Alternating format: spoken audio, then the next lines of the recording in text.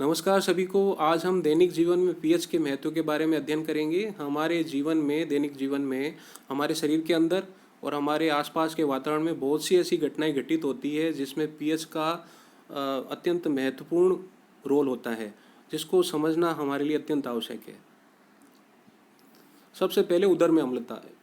इसकी शिकायत होने पर उदर में जलन व दर्द का अनुभव होता है। इस समय हमारे उदर में जठर रस, जिसमें कि हाइड्रोक्लोरिक अम्ल HCl होता है, अधिक मात्रा में बनता है, जिससे उदर में जलन और दर्द होता है। इससे राहत पाने के लिए एंटासिड अर्थात दुर्बल क्षारकों जैसे magnesium hydroxide, milk of magnesia का प्रयोग किया जाता है। यह उदर में अम्ल की अधिक मात्रा को उदासीन कर देता है। यह हमारे शरीर में ये आमाशय है। आमाशय में एक रस स्रावित होता है जिसको कहते हैं जठर रस।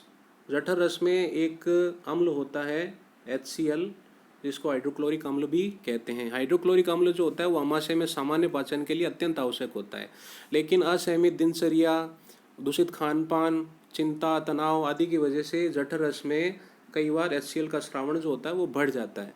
बढ़ने की वजह से हमारे पेट में अति अम्लता की शिकायत उत्पन्न हो जाती है, जिससे हमारे पेट में दर्द होता है, जलन होती है, खट्टी डकार होती है और ज़्यादा दिक्कत बढ़ने से अल्सर भी हो जाता है, जो कि हमारे लिए अत्यंत कष्टदायक है। इससे बचने के लिए हम दुर्बल क्षारकों जैसे magnesium hydroxide, milk of magnesia का उपयोग करते हैं। ये मैग्नीशियम हाइड्रोक्साइड जो है ये क्या करता है, जो अम्ल की जो अतिरिक्त मात्रा है, अधिक मात्रा है, उसको उदासीनीकरण अभिक्रिया के द्वारा उदासीन कर देता है, न्यूट्रलाइज कर लेता है, जिससे कि हमें आराम की प्राप्ति होती है। दंत क्षय।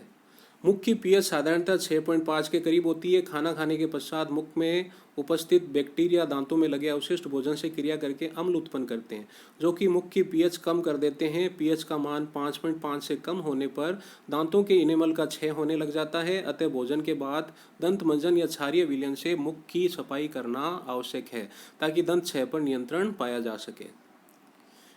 ये हमारे मुख का चित्र है और ये हमारे दांत हैं।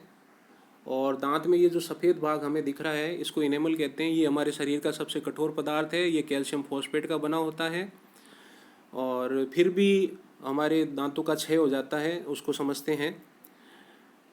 हम जब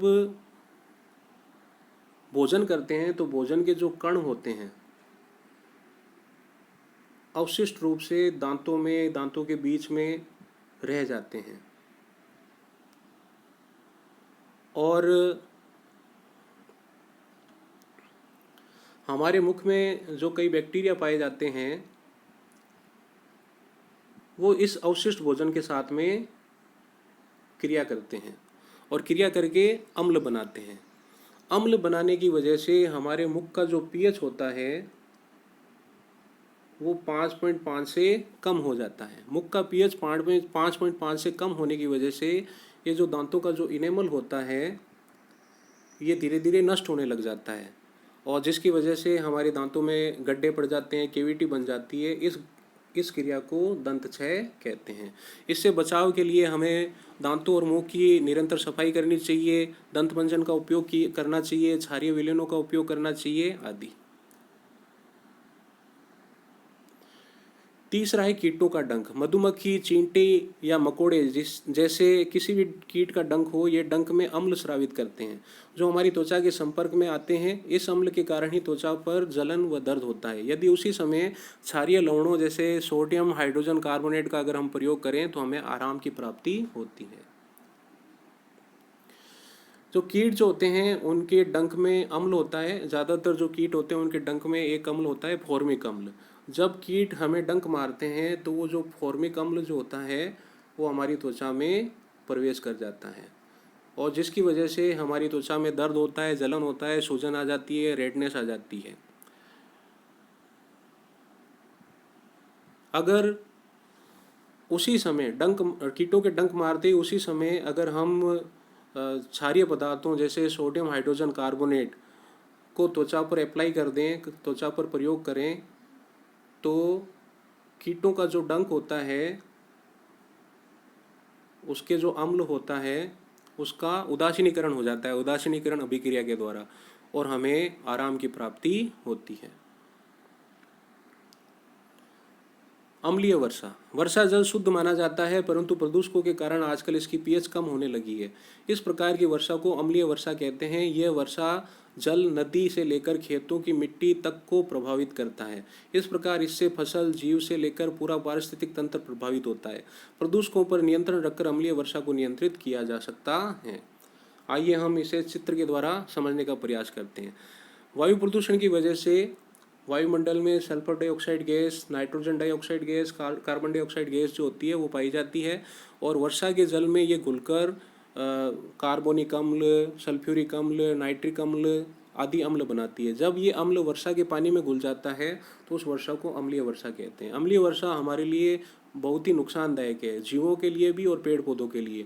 पेड़ पौधे फसलों को नष्ट कर देता है, पेड़ पौधों को नष्ट कर देता है।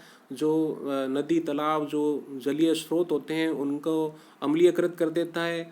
इमारतें और जो होती है उनका क्षय कर देता है। इसके साथ साथ जीवों की जो त्वचा होती है उनमें जलन उत्पन्न करता है, उसको नष्ट करने का कार्य करता है।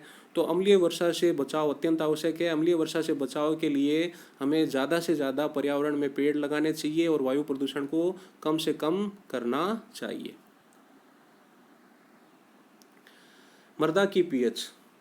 मृदा की पीएच का मान ज्ञात करके मिट्टी में बोई जाने वाली फसलों का चयन किया जा सकता है तथा उपयुक्त उर्वरक का उपयोग करके भी अच्छी फसल प्राप्त की जा सकती है। कहने का तात्पर्य ये है कि खेत की जो मृदा है उसका पीएच ज्ञात कर लीजिए और उस पीएच को ज्ञात करके उस पीएच के अनुकूल ही फसलों का चयन कीजिए, और उसी के अनुकूल अगर हम उर्वरकों का भी उपयोग करें, उर्वरकों का भी प्रयोग करें तो हमें अच्छी फसल प्राप्त हो सकती है। तो इस प्रकार से हमने दैनिक जीवन में पीएच के महत्व के बारे में अध्ययन किया। जय हिंद, जय भारत, धन्यवाद।